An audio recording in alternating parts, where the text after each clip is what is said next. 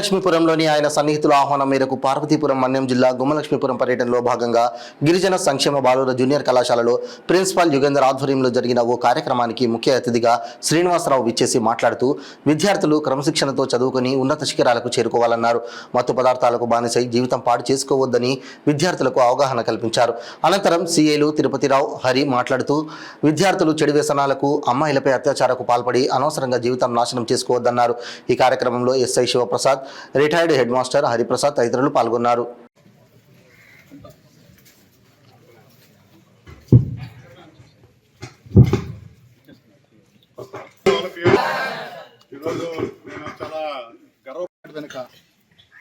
ఒక ఈ ఏజ్ అంటే మనం ఏదైనా సాధించేస్తున్న ఒక జోష్ ఉంటుంది. నేను ట్రైబల్ ఏరియా నుంచి వచ్చాను. బస్తర్ డిస్ట్రిక్ట్ ఆల్ ఓవర్ ఇండియాలో అందరికంటే ఎక్కువ మాయిస్ట్ ఎఫెక్ట్ నక్సల్ ఏరియా.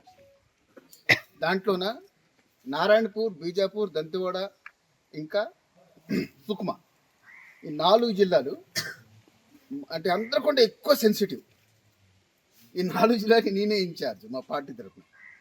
నేను చాలా లోపలికి వెళ్తుంటాను, చాలా దగ్గర కూర్చుంటాను, చాలా అంటే నేను ఫారెస్ట్కి వెళ్తాను. మా ఫారెస్ట్ అంటే ఛత్తీస్గఢ్లోన అస్సాం తర్వాత అందరికంటే ఎక్కువ ఫారెస్ట్, 42% ఫారెస్ట్ ఏరియా ఛత్తీస్గఢ్. దాంట్లోన బస్తర్ చాలా ఎక్కువ. పరీక్ష విన్నారా బాబు? విన్నారా? దీనికంటే ముందు ఏ ప్రధాని కానీ, ఏ పెద్ద లీడర్ కానీ పరీక్ష మీద చర్చ విన్నారా? లేదు కదా. మోదీ గారికి నేను కూడా వెళ్తుంటాయి, ఏదో కాలేజీకి ఎక్కడికి వెళ్తుంటాను. మోదీ గారు ప్రధాని, వరల్డ్ లీడర్, వరల్డ్లో టాప్ లీడర్ అతనికి పరీక్ష మీద మీరు ఎలాంటి పరీక్ష రాసిన అతనికి ఎందుకండి? కానీ అతనికి తెలుసు ఈ యువతరమే మా ఫ్యూచర్. చాలామంది ఆ పరీక్ష టెన్షన్ తగ్గలేక, ఆ ప్రెషర్ తగ్గలేక చాలా విధంగా ప్రాబ్లమ్స్ క్రియేట్ చేస్తుంటారు. చాలామంది ప్రాబ్లం అవుతుంటారు.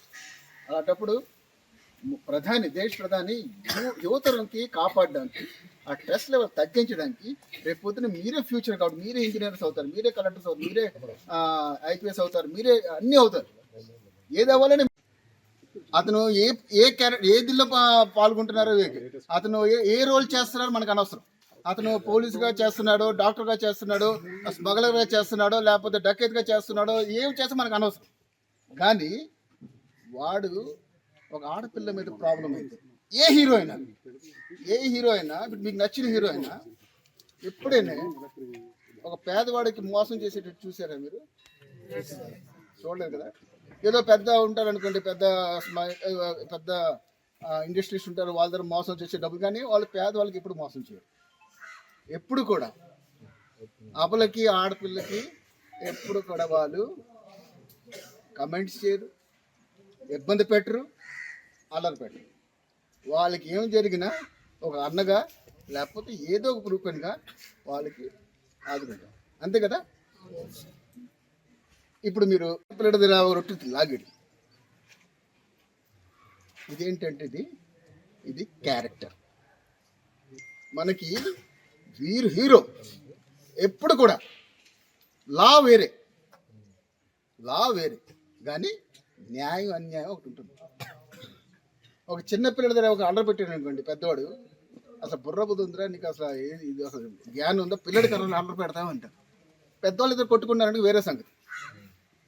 అలాగే చిన్న పిల్లలకు కానీ ఎవరికి కానీ మనం ఆర్డర్ పెట్టామనుకోండి, ఆడపిల్లలకి ఆర్డర్ పెట్టామనుకోండి, అందరూ చివట్లు పెడతారు. మన ఇంట్లో కూడా సపోర్ట్ ఉండదు, మన ఫ్రెండ్స్ కూడా సపోర్ట్ ఉండదు. క్యారెక్టర్ ఎప్పుడు కూడా, మన క్యారెక్టర్ ఎప్పుడు కూడా చాలా స్ట్రాంగ్ ఉండాలి.